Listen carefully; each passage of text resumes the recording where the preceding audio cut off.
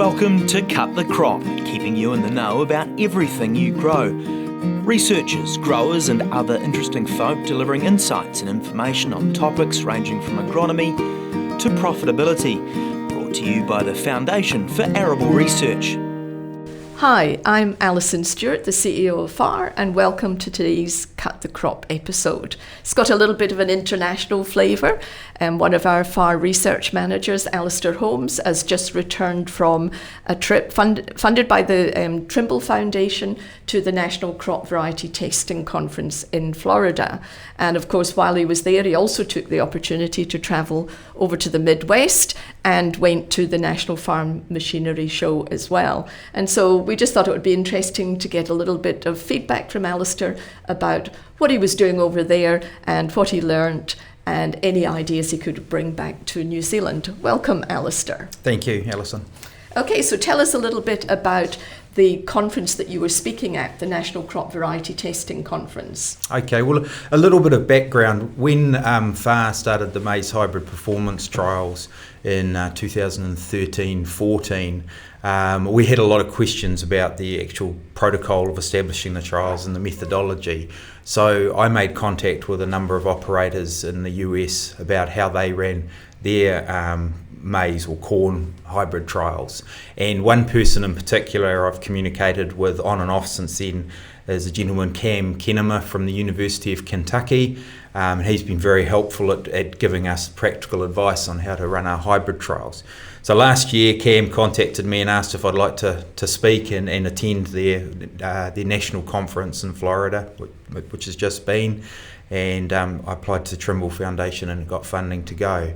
Now, the National Plant Variety Testing Conference is a loose group of people who run trials evaluating different varieties of all sorts of species. So the main one were obviously the corn, the maize, particularly for grain, soybeans, but they also had some interesting crops such as cotton, tobacco, and as well as wheat and barley and other crops.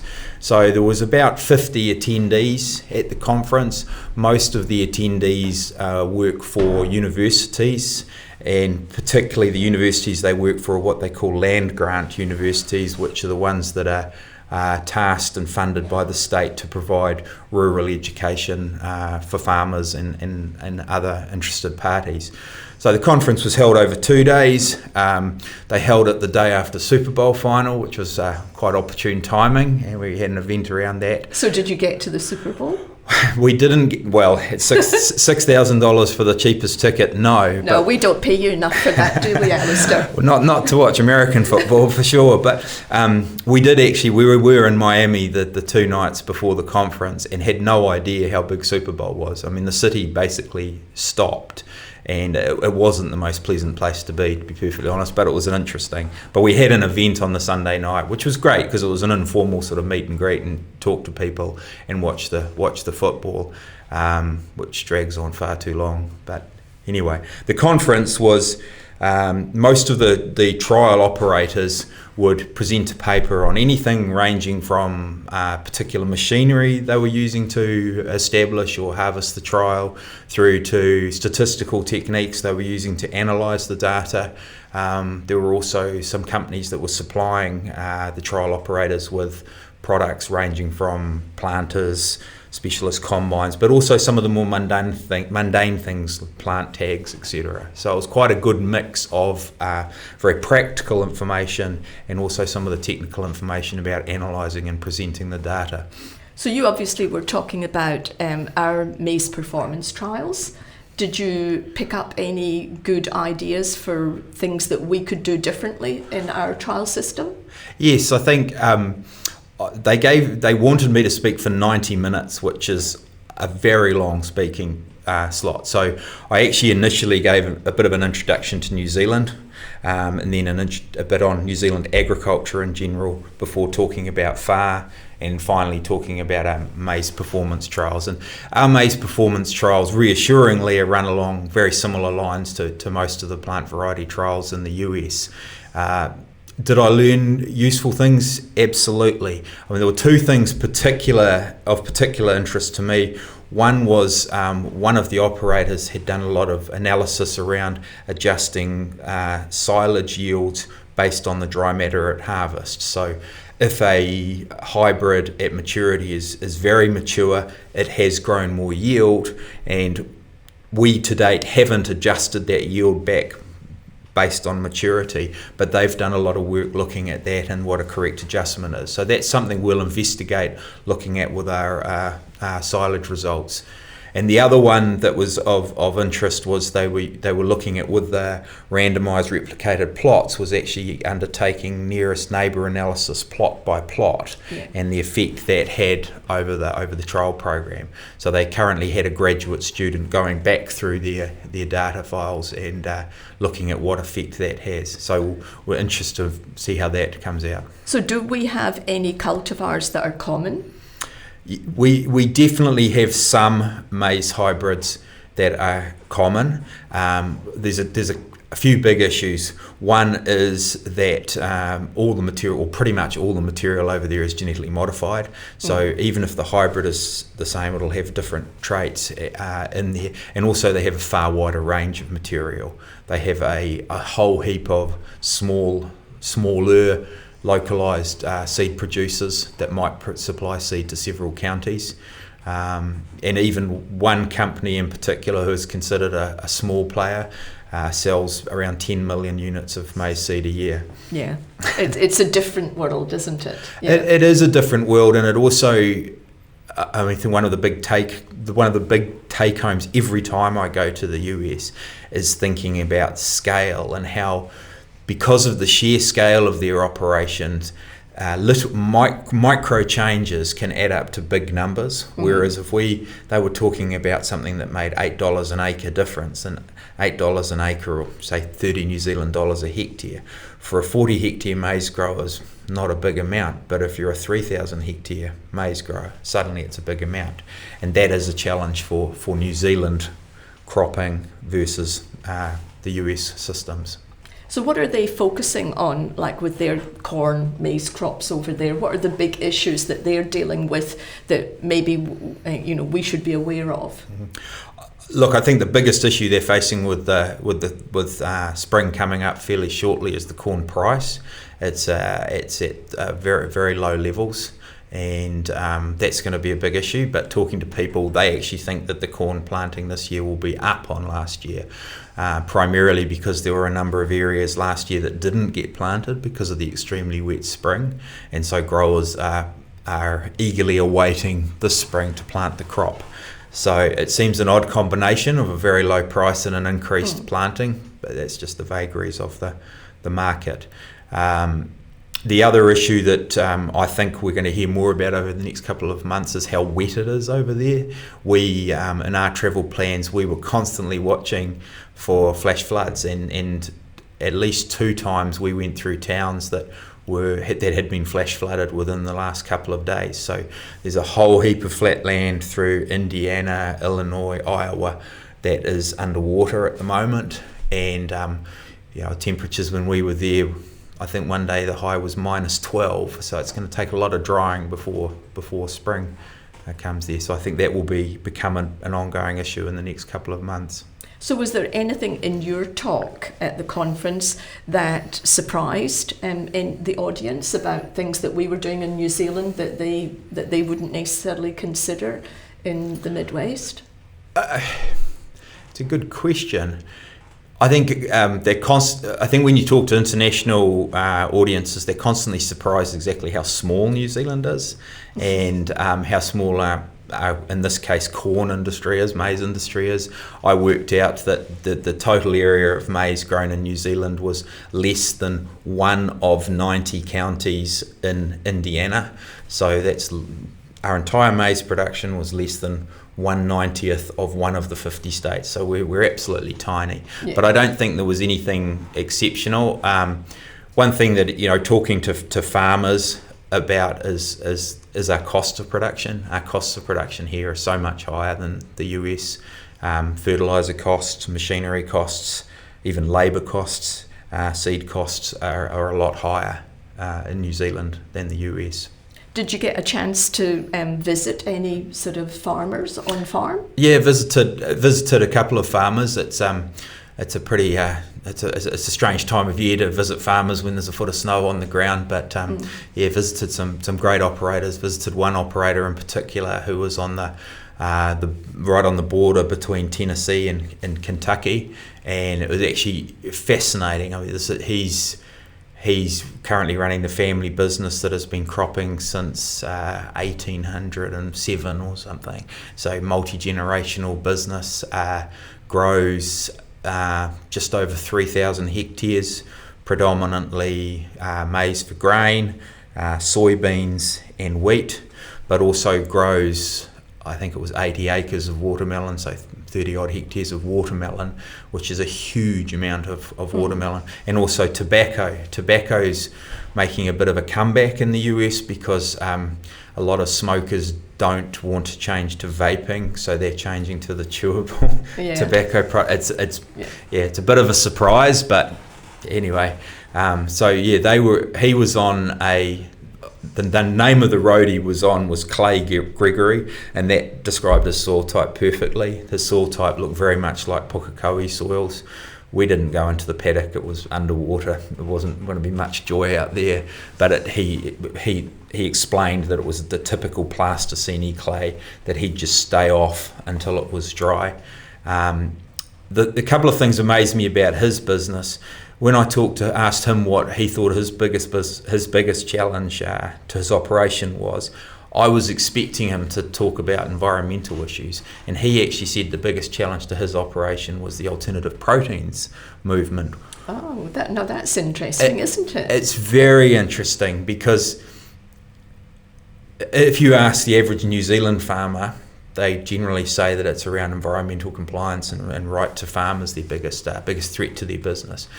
But when we talked it through with him, he saw that he was dealing with landowners now who were changing their opinions around consumption, and that was only going to change more in the future. And if the actual people who owned the land were changing their perception of consuming food products, it would be more widespread in the public. And so were those farmers also looking at it as an opportunity for them to get into the alternative protein space? Yes, well they are. So they're rapidly thinking around which crops they can grow and markets for the alternative proteins. But most of those Midwest farmers are very much geared around producing feed for cattle predominantly. And so there'll be a lag as that changes over. The other thing that I learnt while I was over there was the rapid decline of dairy farming in Wisconsin.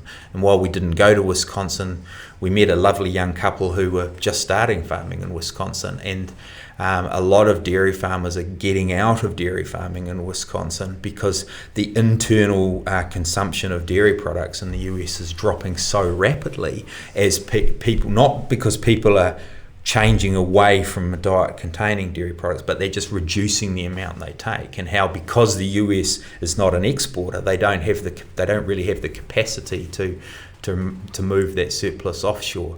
So there's a rapid decline in the dairy farming in Wisconsin, which is rolling over to a rapid decrease in the area of maize being grown up there for silage, but also a lot of rural suicides, which is obviously a concern. Gosh. So from a diversity point of view, how many sort of crops are these farmers growing? Are they basically just sticking with the big, row crops and just rotating, one or two? Or are they starting to understand the value of diversification?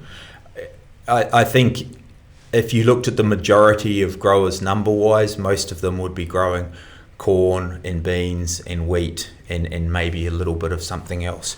But I think if you look at the growers that are having a greater return on investment, they're the ones who are starting to target other specialty crops. So in this grower's case, the two crops that generated most of the profit for him, he grew less than 200 acres out of his 8,000 acre operation and that's watermelon and tobacco. So tobacco was very much a niche operation.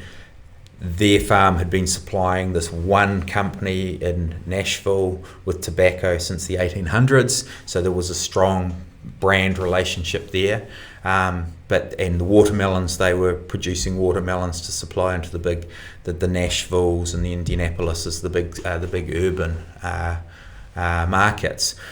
But that led on to the next question I asked them was how was labour supply, and they struggle to get labour. So currently they have, I've forgotten the name of the scheme, but it's like a RSE program, recognised seasonal employee type program, where they bring 60 to 80 Mexicans up for a few months to work on their watermelon, tobacco crops, watermelon especially, totally manual harvest and manual handling. Yeah. And while they bring those labour up, they then have to house these labour. So they have to provide housing in a small rural area for 60 to 80 people.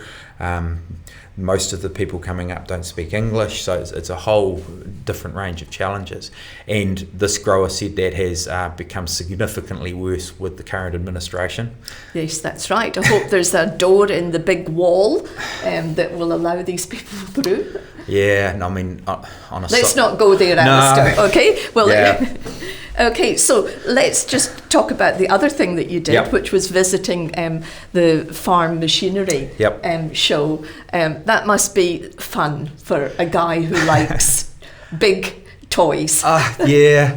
Look, I think I've been around farm machinery for long enough to. You don't get too excited about it now, do you? No, not really. I mean, inevitably when you go to, you've got a number of things. A farm machinery show, you know there's going to be a lot of big machinery, and it's in the middle of the United States. Well, there's only a multiplier effect there. So inevitably you walk through the door and there's 60-foot cultivators and 450 horsepower quad track tractors and things, which are all very impressive, but to a certain extent you've seen one of those, you've seen them all. That's right. And they're not relevant to the New Zealand situation. No, they're not. But I think to back up a little bit, the grower I was just talking about, they farm 8,000 acres, they have 2 tractors. Now that's the massive difference. So they are, the only crops they cultivate for are their tobacco and their watermelon. All their other crop is no-till and strip-till. So they run 2 350 horsepower tractors to farm 8,000 acres, 3,500 hectares, 3,000 hectares, whereas we would have many more tractors for a New Zealand operation of that scale. Yes. So the farm machinery show, inevitably because of the scale, you have bigger gear. A couple of things I noted was heavy metal disease is still strong. There are a lot of bright green, bright red, like blue, bright orange tractors with a lot of horsepower, and there are always groups of people, men, looking at them, and always big cultivators around. One thing was interesting was there was a lot of tools that proclaim themselves to be vertical tillage. So this term has been around for a few years now, and vertical tillage is almost being touted as a reduced tillage method. I struggle to see how changing a disc angle to perpendicular to the line of travel suddenly makes it not a cultivation. Yeah. And I think there's a lot of marketing spin around vertical tillage. So was there any sort of piece of equipment or new technology that you thought, oh wow, that's definitely something that we need to be looking at in New Zealand? I'm disappointed to say not really, but I had dinner the night before the show with Phil Needham of Needham Agricultural Enterprises, and Phil's a fascinating character because he grew up cropping in the UK and then moved to Kentucky 30 odd years ago. So he has a very UK centric cereals background and now a Midwest type mentality, and he was saying that he's been going to this machinery show for 30 odd years and they've never been that revolutionary there or innovative, but that actually Agritechnica in Germany, where all the European manufacturers come together, is where there's more innovation. This is you setting up for your next trip, is it? No, yes, maybe. But no, I mean, it was interesting because there were 2 things there. I mean, that struck me. One is the huge amount of equipment available for no-till and strip-till, which is not a surprise to us. I mean, a number of the brands that were represented there we have available in New Zealand, obviously John Deere, Case, but also some of the add-ons like Yetta, Martin, all these tools that can be bolted to planters or cultivators. And I think that's a critical one, and a number of growers will have heard me say that there's no single one no-till or strip-till tool that is the perfect fit for the system. You have to look at your soil, what crop you're coming out of, what crop you're going into, to design the planter or the strip till machine to suit your needs. And it's complicated. There would have been several hundred bolt-on tools for a no-till planter, and trying to figure out the correct one is hard enough in the US when they're down the road, let alone in New Zealand where you have to specially import them. The other one was how much emphasis was being put around herbicide resistance, that was one that one of my colleagues, Matilda, especially asked me to look at. And the thing that really surprised me was the way they're dealing with herbicide resistance, and particularly glyphosate resistance, is going back to 1970s chemistry, so looking particularly at atrazine. Yeah. So, I mean, this is, to a certain extent, it's not a surprise, but in a lot of ways it is a surprise when you've got the big agrochemical companies talking about this chemistry that will help overcome herbicide resistance, and that is to use a herbicide that was developed 50 odd years ago that we already have resistance to in some of our weed species in New Zealand. The only non-chemical tool that was being marketed there was the systems out of the UK that are already represented in New Zealand anyway. So, and they were just on a small stand with a small importer. Well, I think the whole area of herbicide resistance is another podcast in its own right. Yeah. So, what do you think was the most valuable thing that you got out of your trip? I think we're so lucky in agriculture in the world, generally in the world, where you make contact with people and say, I work in agriculture and I'd be interested in talking with you. As people are incredibly generous with their time and their opinions, and I think keeping the relationships open with those sorts of people. So I also visited Purdue University and Bob Nielsen and Jim Camberado, who've been to New Zealand. Bob's been here 7 or 8 times. We've had dinner with them, and they're keen to come back again and keep those relationships open. So I think, and I strongly encourage growers to get to international producing areas and kick around with people over there, because while they may not specifically have the answer to your exact problem, it just helps encourage a different way of thinking. And I think New Zealand being, sort of a small country so far away from a lot of other countries, it's really important that we're always engaging with overseas industries and seeing what they're up to and making sure that we're not missing out on important pointers for the future. Yes, exactly right. And I think it's easy to think that if we go to the US, say, where they grow 60 million hectares of soybeans and corn combined, that they'll have all the answers. But the reality is they don't have the answers. You meet operators who have the answers for them, but they tend to have the same problems, just on a really large scale. Yes, that's right. And they don't with those huge monoculture farms, they don't necessarily have the same agility and flexibility that New Zealand farmers have, who are used to managing a greater diverse farm business. Well, on that note, thank you very much. It's really interesting. I'm glad to hear that it was valuable. And once again, thank you to the Trimble Foundation. And so thank you very much, Allister. Okay, thank you. And thank you to the listeners, and have a great day out on the farm. Thanks for tuning in to Cut the Crop, presented to you by FAR. If you'd like to know more about any of the topics discussed or have any suggestions for future topics, go to www.cutthecrop.co.nz.